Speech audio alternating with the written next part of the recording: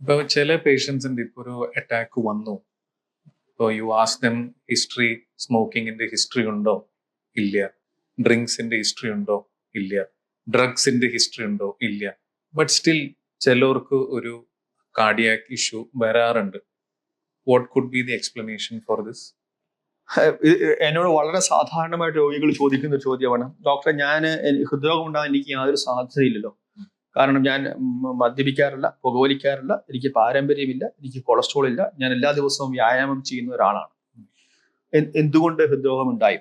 ഒരു കാര്യം കൃത്യമായിട്ട് മനസ്സിലാക്കുക, ഹൃദ്രോഗം നമ്മളിൽ ആർക്കും ഉണ്ടാകില്ല എന്ന് വാശി പിടിക്കുന്ന ഒരു അർത്ഥവുമില്ല.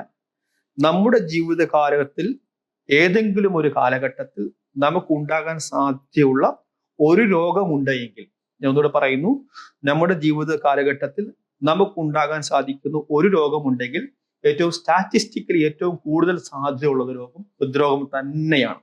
കാരണം അതിന്റെ പ്രവലൻസ് കൂടിക്കൊണ്ടിരിക്കുകയാണ്.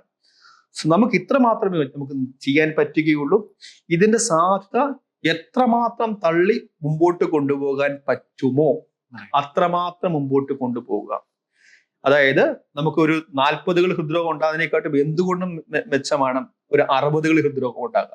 60കൾ ഹൃദ്രോഗം ഉണ്ടാകുന്നതിനെക്കാട്ടും എന്തുകൊണ്ടും മെച്ചമാണ് 70കളിലോ 80കളിലോ ഹൃദ്രോഗം ഉണ്ടാവുക.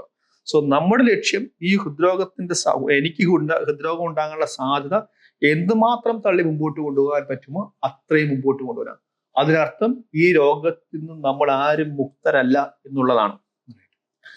നമുക്ക് ചെയ്യാൻ പറ്റുന്ന കാര്യം, ഒന്ന്, മുമ്പോട്ട് കൊണ്ടുപോകും, സാധ്യത കുറയ്ക്കുക.